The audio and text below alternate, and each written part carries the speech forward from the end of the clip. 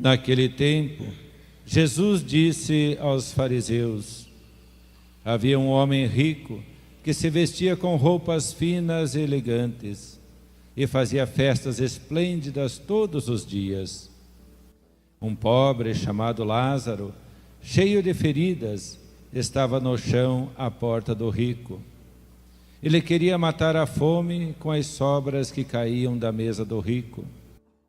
E além disso, vinham os cachorros lamber suas feridas. Quando o pobre morreu, os anjos levaram-no para junto de Abraão. Morreu também o rico e foi enterrado. Na região dos mortos, no meio dos tormentos, o rico levantou os olhos e viu de longe a Abraão, com Lázaro ao seu lado. Então gritou: Pai Abraão, tem piedade de mim. Manda Lázaro molhar a ponta do dedo para me refrescar a língua, porque sofro muito nestas chamas. Mas Abraão respondeu: Filho, lembra-te de que tu recebestes teus bens durante a vida, e Lázaro, por sua vez, os males. Agora, porém, ele encontra aqui consolo, e tu és atormentado. E além disso, há um grande abismo entre nós. Por mais que alguém desejasse, não poderia passar daqui para junto de vós, e nem os daí poderiam atravessar até nós. O rico insistiu: Pai, eu te suplico, manda Lázaro à casa de meu pai, porque eu tenho 5 irmãos. Manda preveni-los, para que não venham também eles para este lugar de tormento. Mas Abraão respondeu: eles têm Moisés e os profetas, que o escutem. O rico insistiu: não, pai Abraão, mas se um dos mortos for até eles, certamente vão se converter. Mas Abraão lhe disse: se não escutam a Moisés nem os profetas, eles não acreditarão, mesmo que alguém ressuscite dos mortos. Palavra da salvação.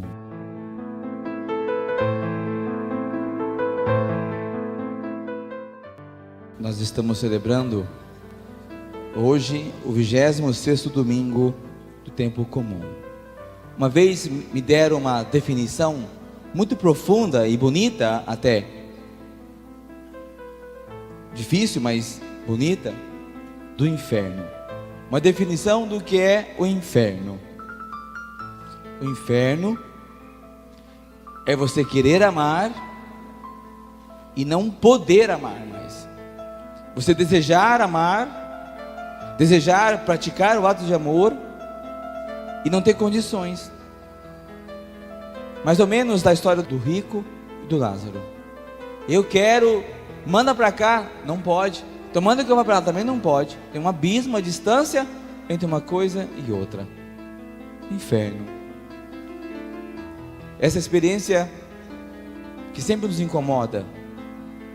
A realidade da pós-mortem, que também nos incomoda. O que vai acontecer conosco quando a gente morrer? É a pergunta que a gente faz. E mesmo a partir da nossa fé, mesmo a partir da nossa experiência religiosa, vira e mexe, a gente respira profundamente quando a morte bate a nossa casa, perto de nós. O que de fato vai acontecer? Nós não sabemos. Nós cremos na ressurreição? Cremos. Nós esperamos a ressurreição? Esperamos. Nós desejamos a ressurreição. Mas como vai ser mesmo? Não sabemos. E talvez seja assim. Talvez seja melhor assim. Que a gente não saiba nem quando, nem como, e nem como é que vai ser depois da morte. Porque eu acho que se soubéssemos, morreríamos no mesmo momento. Não suportaríamos, não aguentaríamos a realidade da morte na nossa vida. Até dessa experiência, Deus nos protege e nos guarda. Irmãos e irmãs, hoje a palavra de Deus nos coloca diante é uma continuidade, a liturgia é uma continuidade da semana passada, do problema dos bens, do problema da riqueza. Nós terminávamos o evangelho da semana passada dizendo: nós não podemos servir a Deus e ao dinheiro. Não podemos ter dois senhores. Ainda que o nosso tempo, a nossa história, a nossa cultura peça de nós, e o nosso coração se apegue e vai para lá e se sinta puxado para lá, nós sabemos que não podemos ter dois senhores. Não vai dar. Dois senhores: ou eu estou do lado de Deus e da salvação e do céu e da ressurreição e da vida eterna, ou eu não estou do lado de Deus e do lado da vida. Ou estou do lado da salvação ou da perdição eterna. Jesus conta essa história do rico e do Lázaro para nos alertar dessa situação. A gente vai se acostumando com o mundo desse jeito e vai vivendo a vida dessa forma. Que a gente não se esqueça que a riqueza, o luxo, a riqueza vergonhosa do rico é um insulto à indigência e à miséria do pobre. E que o Senhor vai se levantar para corrigir essa situação. Ao longo da história a gente tem tentado entender por que uns são ricos e outros são pobres. Por quê? Para uns isso tudo é sorte. Sou um cara sortudo, então eu sou rico. E você não tem sorte, então você é um miserável porque você não tem sorte. Para outros, a pobreza é uma incapacidade. Sou pobre porque sou incapaz. Melhor, vagabundo, quando fala essa palavra, vagabundo. E a riqueza, então, é o prêmio. A riqueza, o rico, é o virtuoso. O pobre, o desgraçado. Também o outro lado é interessante. A gente olha por aí afora e vamos dizendo: honestos não se enriquecem. Nas rodinhas de amigos, no churrasco da família, para lá e para cá, sempre tem essas palavras, não tem? Honestos não ficam ricos. Tem alguma coisa errada na vida desse sujeito aí, que está tão rico dessa forma. Deve estar roubando. Já escutou por essas conversas? Já, né? Deve estar roubando. E de repente até você já pensou isso também. Fulano, não sei não, uma coisa errada, suspeita. O rico é ladrão, riqueza é exploração. E vai ficando a pergunta no ar: como então fazer justiça? Como alterar para sempre esse quadro que está aí entre ricos e pobres? Na Bíblia também vai tentar dar uma resposta a essas questões, a esses questionamentos que nos incomodam. Na Bíblia, no Antigo Testamento, a pobreza é um escândalo. Dentro da teologia da prosperidade, a pobreza é um escândalo. A pobreza é um mal que deve ser eliminado. E a riqueza, sinal da bênção, sinal da graça, sinal da salvação. O amigo de Deus, no Antigo Testamento, é aquele que é dotado de bens. E o pobre é onde se manifesta toda a desordem. A desordem moral, ética, se manifesta no pobre. Isso é no Antigo Testamento. E se você ligar a sua televisão ou ligar o teu rádio em programas evangélicos que acentuam a pregação da palavra de Deus a partir da teologia da prosperidade, você vai encontrar isso aqui. Você não pode ser pobre, porque é uma desgraça ser pobre. Deus não está com você, então você é pobre. O rico é abençoado, o pobre é um desgraçado. E Jesus, irmãos e irmãs, no evangelho de hoje, com a palavra sobre o rico e o Lázaro, inverte. O pobre não é mais o desgraçado. O pobre é o bem-aventurado. Felizes os pobres, porque encontrarão a Deus, verão a Deus. E Jesus alerta para o perigo da riqueza, o perigo grave da riqueza.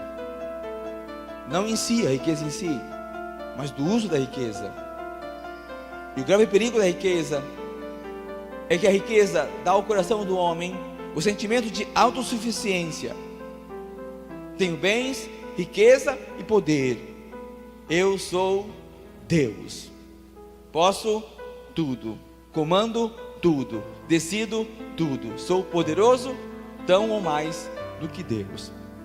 Jesus faz essa denúncia a partir do Evangelho de hoje. Problema também que a riqueza do afastamento de Deus. Do afastamento de Deus. Já ouvi dizer, corre por aí afora, alguns ditados populares são bonitos também da gente entender. Fulano era tão rico, fulano é tão rico, tal pessoa é tão rica, mas tão rica, mas tão rica, que só tem muito dinheiro. Muito dinheiro. Só tem dinheiro.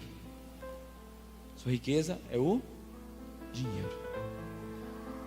Jesus também faz uma outra denúncia com esse evangelho, que a riqueza traz o perigo grave de nos tornarmos cada vez mais insensíveis com o pobre, com o próximo. Agora, a pobreza vai se tornando o lugar privilegiado da experiência religiosa do encontro com Deus. Bem-aventurado os pobres. Bem-aventurados os pobres, felizes os pobres, e ai dos ricos. Ai dos ricos que vivem assim, que são autossuficientes, afastados de Deus, insensíveis com o pobre.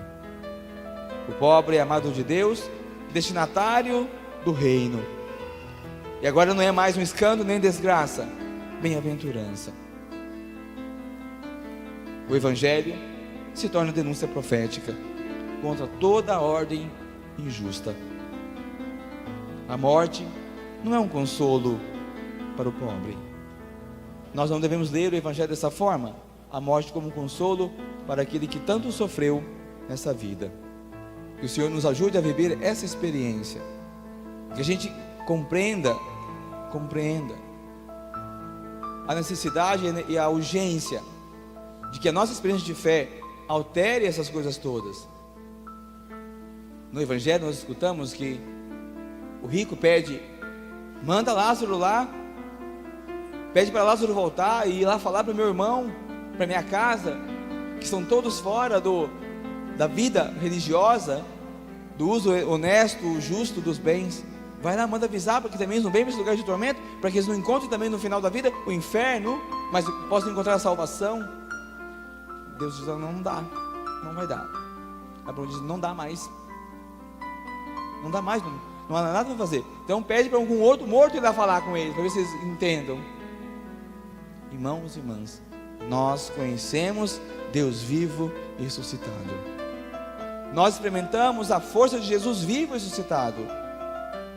O Senhor já ressuscitou, o Senhor já renovou as relações, o Senhor já apontou os caminhos. E ainda tem tanta pobreza e miséria no meio de nós. Parece que a ressurreição de Jesus ainda não mudou muitas coisas por aí. Parece que essa experiência de fé não tem impacto moral na sociedade, na economia, do jeito que a gente vive. É preciso então recuperar a nossa fé, que ela possa ter uma presença forte na nossa vida cotidiana e prática. Que não haja mais entre nós pessoas morrendo de fome. Que o Evangelho, irmãos e irmãs, nos ajude a viver a palavra de Deus como força transformadora do mundo, e que possa alterar a relação dos homens com os homens, e que possa incidir diretamente na nossa relação com Deus, que possa gerar no meio de nós presença de Deus. Há sempre algo novo para fazer, há sempre algo novo para criar, há sempre algo novo para viver no seguimento da nossa fé em Jesus Cristo. A palavra de Deus, não entendamos assim. A palavra de Deus não é manifesto revolucionário. Ninguém está propondo nenhuma mudança social do governo, político, não. Experiência de fé. Ninguém aqui está falando de reforma social a partir da palavra de Deus, não. Estamos falando da experiência de fé, da nossa vivência com Cristo vivo e ressuscitado, que é capaz de alterar o nosso jeito de viver, nos dando um coração livre, generoso, misericordioso, capaz de amar e partilhar, capaz também de se emprestar a voz quando há no nosso meio injustiça, que a gente possa ajudar o nosso mundo a ser mais justo, fraterno. Irmãos e irmãs, que a palavra de hoje gere em nosso coração uma conversão verdadeira e radical para a palavra de Deus, para o reino de Deus. Conversão já. O Senhor nos pede conversão à sua palavra, conversão à sua vida, conversão ao seu segmento, conversão ao seu reino. E este reino é o reino da paz, este reino é o reino da liberdade, este reino é o reino do amor, este reino é o reino da partilha, esse reino é o reino da justiça, o reino da fraternidade. Glória ao Pai, ao Filho e ao Espírito Santo.